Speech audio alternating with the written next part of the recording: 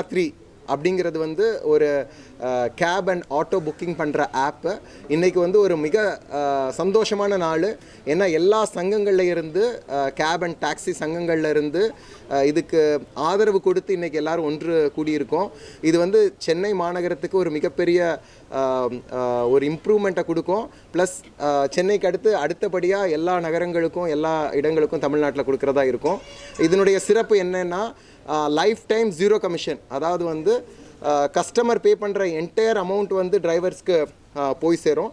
Direct to driver மாடல்னு சொல்லுவோம். இது வந்து 100% ஓப்பன், அதாவது ஓஎன்டிசி ஓப்பன் நெட்வொர்க்கில் இருக்குது. எல்லா டேட்டாவும் ஓப்பனாக இருக்கும். ப்ரைஸ் எல்லாமே டிரான்ஸ்பேரண்ட்டாக இருக்கும். என்டையர் சாஃப்ட்வேரே ஓப்பன் சோர்ஸில் எழுதியிருக்கோம். ஸோ அதனால இது வந்து ரொம்ப சிறந்தது. நம்முடைய நாட்டில் டிஜிட்டல் புரட்சி என்கின்ற முறையில் கடந்த 10 வருடங்களில் பல்வேறு துறையில் தொழில்நுட்பங்கள் முன்னேறி வந்தாலும் கூட ஓட்டுநர்களது வாழ்க்கையில் இந்த டிஜிட்டல் புரட்சி என்பது வந்ததா என்பது அநேகமாக கேள்விக்குறிதான். அந்த விதத்தில் நம்ம யாத்திரை அந்த புரட்சியையும் செய்வதற்கு டிஜிட்டல் வித் டிரைவர்ஸ், அநேகமாக அது சொன்னது அதுதான் மெசேஜாக, ஒரே ஒரு பாயிண்டாக நான் பார்க்குறேன். இது உண்மையிலேயே என்னென்னா, இப்போ நம்ம தொழிற்சங்கங்கள் பல்வேறு விஷயங்களை வலியுறுத்திட்டே இருக்கிறோம். மிகப்பெரிய நிறுவனங்கள் தொழிலை பாதுகாக்கிற அளவிற்கு தொழிலாளிகளை பாதுகாக்கிறார்களா அல்லது அவர்களது பிரச்சனைகளை கவனிக்கிறார்களா என்றால் அநேகமாக 90% இல்லை என்ற முறையில் தான் இருந்து வந்தது. ஏனென்றால் அந்த புதிய டெக்னாலஜி வந்து சாதாரண உழைப்பாளிக்கு கிடைப்பதில் பல்வேறு பிரச்சனைகள் இருந்தது. அதை உடைத்து இன்று நம்ம யாத்திரை சாதாரண தொழிலாளிகளுக்கும் நம்மை போன்ற ஓட்டுநர்கள் அனைவருக்குமே ஒரு நல்ல ஒரு திட்டத்தை இவர்கள் வகுத்து கொடுத்திருக்கிறார்கள். அதை நாம் பயன்படுத்தி கொள்ள வேண்டும் என்ற முறையிலே ஒட்டுமொத்த தமிழகத்தில் உள்ள அத்தனை தொழிலாளர்களின், குறிப்பாக இந்த டாக்ஸி சம்பந்தப்பட்ட ஆட்டோ சம்பந்தப்பட்ட அத்தனை தோழர்களும் நம்ம யாத்திரைக்கு என்றென்றும் உறுதுணையாக இருப்பார்கள். இன்றைக்கு எந்த விதத்தில் நாம் ஒரு சந்தோஷமான லான்ச்சிங்காக இருக்கிறோமோ அதே மாதிரி நம்முடைய பிரச்சனைகளையும் பேசி தீர்க்கின்ற அளவிற்கு இந்த அமைப்பு இருக்குமானால் இது உண்மையிலேயே தமிழ்நாட்டில் மிகப்பெரிய சக்தியாக வரும்.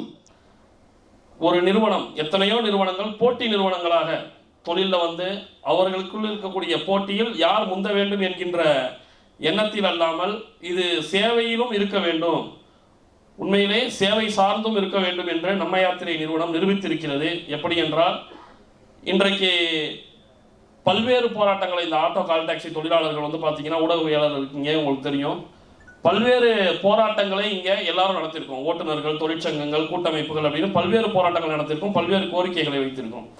அந்த கோரிக்கைகளை எல்லாம் அரசு செயல் வடிவில் கொண்டு வருவதற்குள் பல்வேறு பிரச்சனைகள் வரும்போது கூட அந்த நிறுவனங்கள் கூட அதை வந்து மாற்றிக்கொள்வதற்கு தயாராக இல்லை.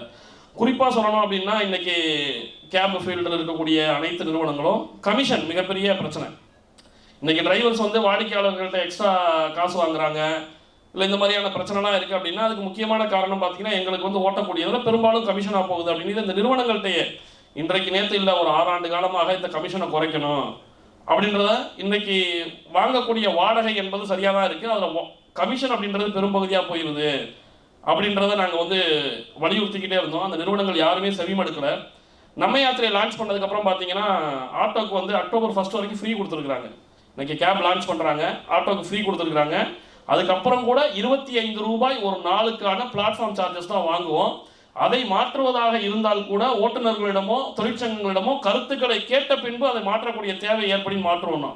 நம்ம யாத்திரை லான்ச் பண்ணதுக்கப்புறம் பார்த்தீங்கன்னா, சென்னையில் இருக்கக்கூடிய பெரும்பான்மையான அக்ரிகேட்டர்ஸ் நிறுவனங்கள் இத்தனை ஆண்டுகளாக நம்ம கேட்டது எல்லாத்தையுமே என்ன பண்ணியிருக்காங்கன்னா ஆட்டோக்கு மாற்றிருக்காங்க. இன்னைக்கு ஒரு சில நிறுவனங்கள் 9 ரூபா பிளாட்ஃபார்ம் ஃபீஸ்க்கு வந்திருக்காங்க. ஒரு நாளைக்கு 9 ரூபா தான். ஒரு ட்ரிப்புக்கு 20 ரூபா 30 ரூபா எடுத்துக்கிட்டு இருந்தாங்க, இன்னைக்கு ஒரு நாளைக்கு 9 ரூபா எடுக்கிறாங்க. ஒரு ட்ரிப்புக்கு இன்னைக்கு வெறும் 5 ரூபா தான் எடுக்கிறோம், எங்கள்கிட்ட ஆட்டோ ஓட்டுங்கன்னு கேட்குறாங்க. ஒரு சிலர் 19 ரூபா தான் எடுக்கிறாங்க. அப்போ இதை மாற்ற முடியும் அப்படின்னா இந்த கேப் செக்டார்லையும் நம்ம யாத்திரையினால மிகப்பெரிய சக்ஸஸை கொண்டு வர முடியும். அதற்கான வாழ்த்துக்களை தெரியப்படுத்திக் கொள்கிறோம் முதல்ல நம்ம யாத்திரைக்கு. அதே போன்று ஓட்டுநர்களுடைய சப்போர்ட்டும் மிகப்பெரிய அளவில் இருக்கும். ஏன்னா அக்டோபர் ஃபர்ஸ்ட் வீக் வரைக்கும் ஒரு ஃப்ரீ தான் சொல்லியிருக்காங்க. அதுக்கப்புறம் ஒரு நாளைக்கான பிளாட்ஃபார்ம் ஃபீஸ் 45 rupees அப்படின்றத சொல்லியிருக்கிறாங்க. இதை எல்லாமே எங்களுக்கும் மின்னஞ்சல் வாயிலாக அதிகாரப்பூர்வ அறிவிப்பாக இந்த லான்ச் முடியும் போது எங்களுக்கு கொடுக்குறேன்னு இருக்கிறாங்க. ஏற்கனவே நாங்கள் பேசியிருக்கிறோம். அப்படி இருக்கக்கூடிய சூழ்நிலைகளில் ஒரு நல்ல கட்டணத்தையும் நிர்ணயம் செய்யணுன்னு இருக்காங்க. அப்போ நாங்கள் வாடிக்கையாளர்கிட்ட கூடுதலான கட்டணங்களை வாங்க வேண்டி இருக்காது, வாடிக்கையாளர்கிட்ட கூடுதலான கட்டணங்களை கேட்க வேண்டியிருக்காது. சிறந்த சேவைகளை, மனநிறைவான சேவைகளை நாங்களும் மனநிறைவாக செய்வோம்.